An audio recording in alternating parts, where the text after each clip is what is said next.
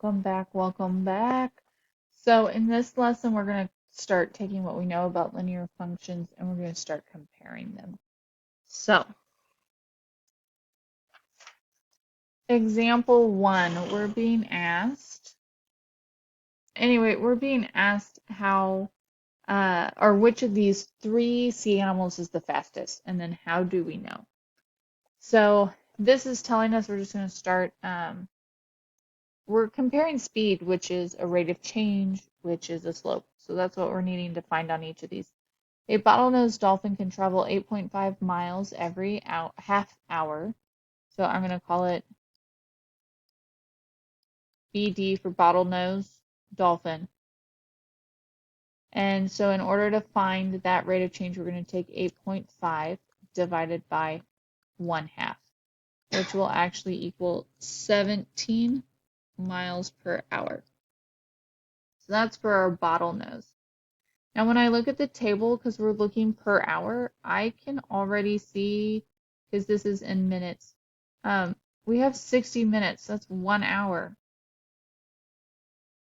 So that means our sea lion, we're going to call that SL, can travel 25 miles in 1 hour. So 25 miles per hour. So far the sea lion is actually beating out our bottlenose dolphin right now. And then now we're going to look at the orca. We know we're starting at 0, 0, which makes sense. You can't travel anywhere if you don't have a speed to go somewhere. I'm going to travel along this, and I notice that I have a point here at 69.2. And so my 2 points are 0, 0, and 69.2. So when I subtract zeros from 69 and 2, I'm going to end up with 69 divided by 2. For our orca, we're doing 69 divided by 2, which is equal to 34.5 miles per hour. So now I just have to compare 17 to 25 to 34.5 miles per hour. Which one is the fastest? And the answer to that is the orca. Because, and evidently I'm unable to spell at the moment, Cause, because it travels at the speed of 34.5 miles per hour, which is faster than all the others. But that's what we're doing. We're finding slopes, or we're looking at initial values, and we're just comparing them, which starts the tallest, or which goes the fastest, or which costs the most. So moving on to our next example. An 8th grade class wants to hire a DJ for their end of the year party.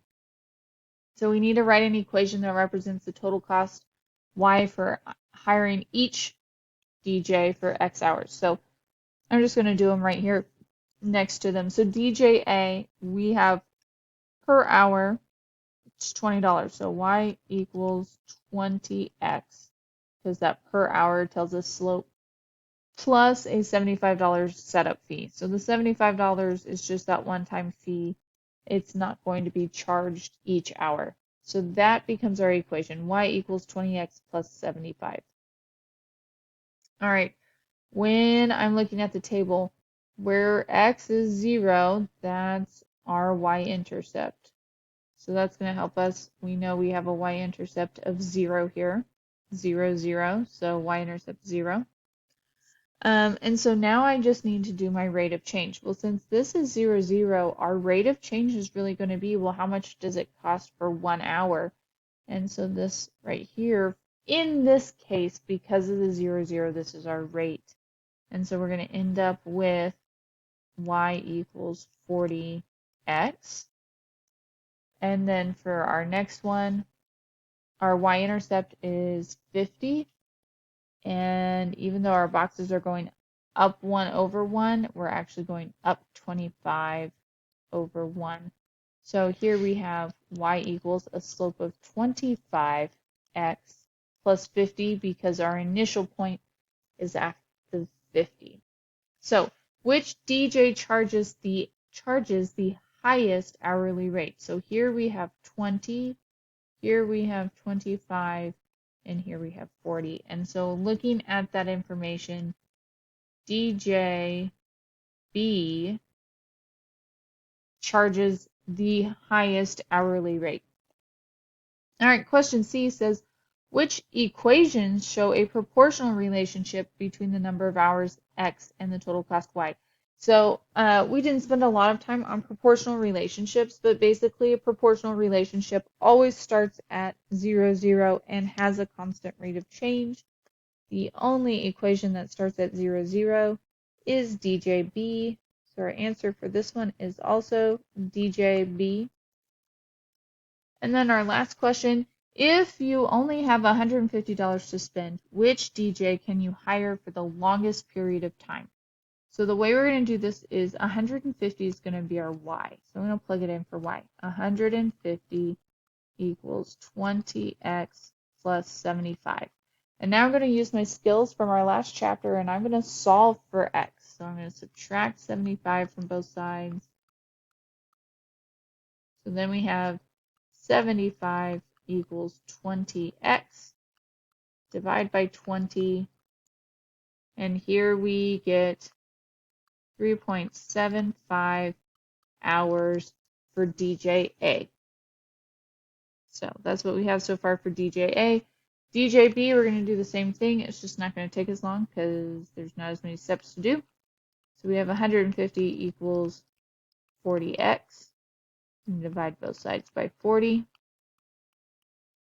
And we get 3.75 hours if we hire DJB.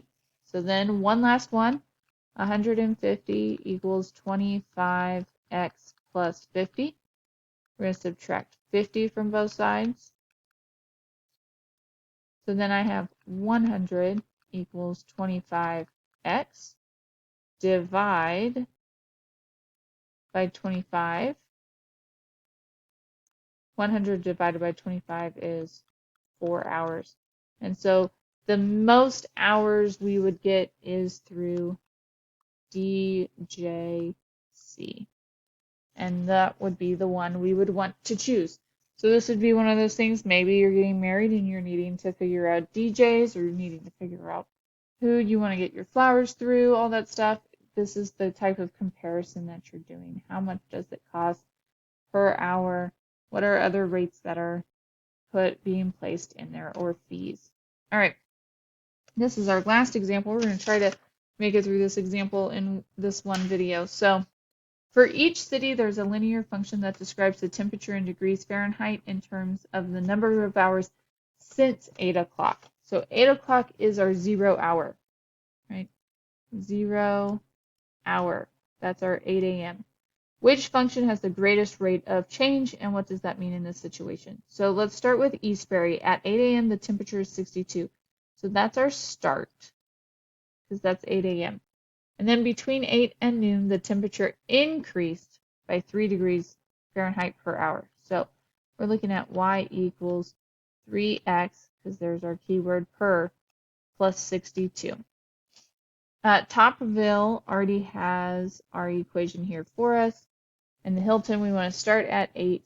So the Hilltown is y equals, I noticed that we're increasing by 2 each time.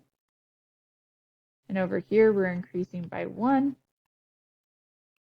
And so that gives us a slope of 2x. And then, like we said, 8 o'clock, we were 62 degrees. So which function has the greatest rate of change? We're looking for the greatest slope. Topperville and Hilltown both have 2. Eastbury has 3. So our greatest rate of change comes from Eastbury.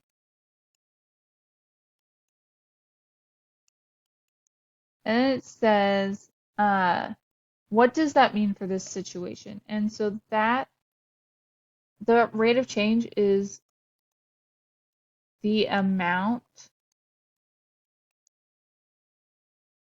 the temp is increasing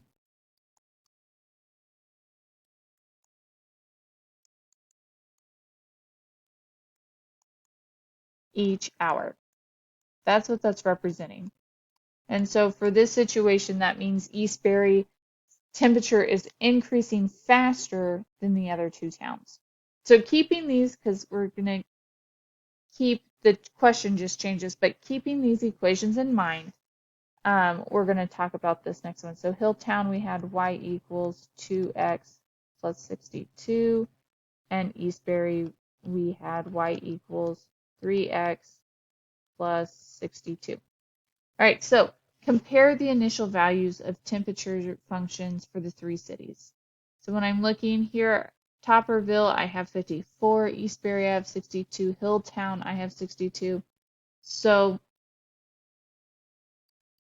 when I'm looking at things, I notice that Eastbury and Hilltown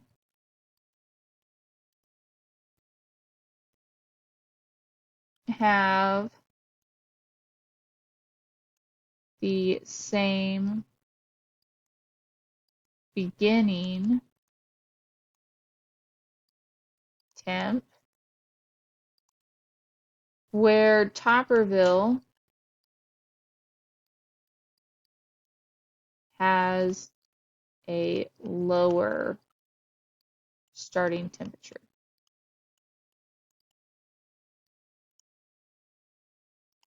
And then what do these initial values mean for this situation? That is the temperature at 8 a.m. So the initial values, it's the temp at 8 a.m. for each of these cities.